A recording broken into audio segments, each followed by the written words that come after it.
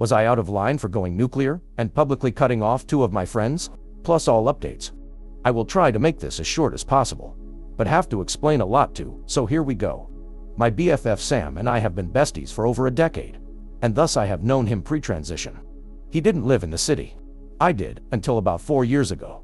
But when he moved, I helped him get a job, make friends, etc. Some think he is my BF of a year. The truth is a bit more complicated. 2 years ago, I got out of a very abusive relationship, and when I was on the market, I got swarmed a bit, with being asked out by casual acquaintances.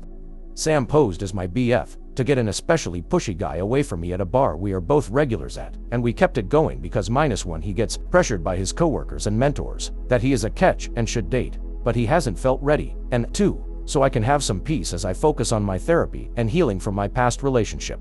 Note, our best friend group knows that Sam and I are not really a couple. Another guy like that was Mal, another friend in the group. He asked me out around 4 or 5 months after my breakup. I explained that I needed at least a 2-year break from dating, focus on continued therapy, working through my trauma, and take time to focus on me and what I want, and all that jazz. He said he understood, and not even 2 months after that, we found out that Mal and another of the group were a couple, and now they are engaged. Mal has been a friend for maybe 3 or 4 years. We were never especially close, and I always just viewed him as a member of our 6-person friend group. We only ever hang out with the group, and never one-on-one. I guess I am saying this all too. Say Mal's, sort of the Flash to my Batman. We get on well when with the other super friends, but don't expect too many duo team-ups. At a party at my place, where many of our co-workers and bosses were present, Sam's boss points to me and Sam saying something about how he can't wait for us to settle down and have kids, saying, "Come on, Sam, what are you waiting for, man?" And Mal snorts, and clearly muttered "man" very incredulously, and said, "Yeah, if you want to call Samantha man, that's on you." At first, our friends thought it was a supernatural joke. As a lot of us love the show, a character is named Sam, and another character calls him Samantha, to emasculated him. But then Mal declared that Sam is actually a woman, and provided proof by way of pictures of Sam pre-transition. Mal then made comments about me that I must be a lesbian, I am bi, and that Sam and us must be actually a real couple and sleeping together. He was kicked out of my home. Now being outed as a trans man at work caused a lot of drama, and Sam was depressed and has stayed with me for a better part of a month. He didn't eat much and lost a ton of weight, almost never left the house, especially not alone unless to go to work, and has been saying very self-loathing morbid things here and there. I've been really worried about him. I won't lie, I was furious. I'm not an overly confrontational person, and am a recovering doormat, but this made my whole being boil. I have been focused on being attentive to Sam, and trying to channel my angst, anger, and ire into productive things. But the friend group is a bit complicated, as most think Mal is a dick for outing Sam, but some also think Sam is a jerk for not being honest with them. So here's where I am probably in awe. I texted Mal and Mal's fiancée, our mutual friend in the group, Michaela, and said that Mal isn't welcome at my home for the foreseeable future, and after that is really up to Mal's actions and Sam's ability to forgive such things.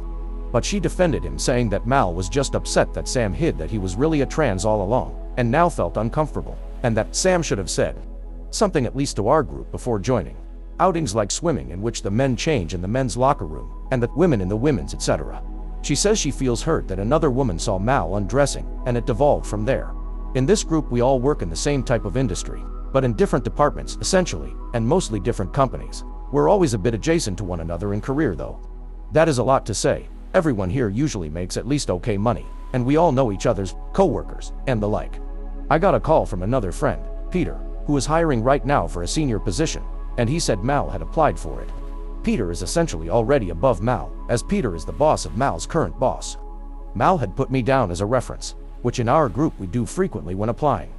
Peter was content to use the same letter of recommendation I had sent before, when Mal applied for his current position, but wanted to cover all the bases. And I told him that I no longer see Mal as an ethical, responsible, or suitable candidate in our field, given that he seems to be bigoted towards queer folk, and I, as a queen woman, no longer trust him and would not want to work with him if I had any say in it. Peter was quiet and asked what caused the change, and I didn't tell him, just saying recent events have caused me to reassess. This was perhaps a week ago. Well, a few hours ago, Michaela came over my place and was pissed. She told me that Mal is getting grilled at work, that HR combed his social media and has brought up posts of his and are now considering disciplinary actions with him, and she says she knows it's me. She says Sam literally doesn't have the balls to call the company, so it had to be me. She seemed to think I had a crush on Mal, and he turned me down, and thus I was jealous of her and trying to ruin their lives. She called me desperate and degenerate. I snapped and asked her to leave. She then texts me the same argument she had before, and I reiterated over text that I don't want to speak to her or Mal ever again. I screenshotted all of this and sent it to our friend group chat and left the chat. Now I am getting messaged from almost everyone asking what's happening, but also that I am going nuclear and went too far. I texted Sam and Sam says he is not ready to deal with the friend group right now, so I can do what think is right and he will regroup and come back to it when he has the bandwidth. Did I go too far in involving everyone? Am I the AR for going nuclear? Update. 1 month later. My best friend Sam was outed as a transman, publicly by our former mutual friend, Mal. Mal applied for a job before all this and used us as references, and I said that I don't find him to be trustworthy, nor would I want to work with him. His sulfur monoxide, another friend of ours, frankly forgot the fake name I gave her, I think it's Michaela, basically blamed me for Mal, then getting a lot of heat at work. The update is that they combed his social media and uncovered quite a few unsavory posts. I never knew this, but he's hugely vocally transphobic and homophobic. So, instead of a promotion, he got fired. I had already left the friend group chat by this point, and I had blocked both Mal and Michaela. I was focused on Sam, who was going through the deepest depression I have ever seen him go through, and we've known each other a good chunk of our lives. I helped him find emergency therapy, and he stayed with me for almost a month, because he was concerned he would fall back into self-harm. He drank heavily and was spiraling hard, and thankfully, he's now on the other side of it all, but it was terrifying. Neither of us got a lot of sleep during this time, and I called in a bunch at work, out of exhaustion, concern, or plain numbness. I caught up with a friend from our old group named DF30s at a place we all frequent a few couple ago, and she told me Mal has told everyone that Sam is a woman in real life, and she cosplays as a man. My blood boiled, but then I heard about him being fired, and hey, I'm human, and fuck him. He hurt my best friend, so in my book he got off really easy. But of course, about a week after that, I ran into him and Michaela at our local Redacted. I am a creature of habit. That's the store in my community, and I always get groceries on Sundays, walk across to the Starbucks next door, have a tea, and doom scroll for a bit before biking back home. I saw them. They saw me. I avoided them, got my shit, and walked to Starbucks. Mal, I guess, had stuff to get off his chest, so he ended up there too. He approached me as I waited for my coffee, and started on how I stabbed him in the back, and stooped low to do so, and now he has no job. He said he might have to move because of the rumors I spread about him, and that he is being ostracized. He went on and on belly aching, and this is Starbucks, in a pretty liberal freaking city. So, I just loudly said, well, that's what happens to transphobes, Mal. No one likes a bigot. Go away. And while he started in on whatever the fuck he was saying, I couldn't hear over the bigoted fuckery. This big dude walks over and tells him to fuck off. Mal is now telling this guy off and they are tennis balling insults, until Mal aggressively points a finger in my face to the hurl a racist slur. I know, like dude, at least use a shovel to dig yourself deeper. Christ. Leave enough hate for the other half-smoked wet lettuce joint losers out there. Turns out, being a racist dickwad trumps being a homophobic twat in this beanery, because that's when people started shouting. And eventually he was just drowned out. Surrounded by people who seemed to be in need of pitchforks. Some holding their phones up to record. I was a forgotten prop, and just sort of drifted back as he was trying to take on a sea of people from our city where we don't take kindly to this bullshit. He left, and later sent Sam a paragraphs-long message about how Sam ruined his Mal's life. Because he is masquerading as a man, and if he were a real man, he would face him himself, rather than have his bitch me sicked on him.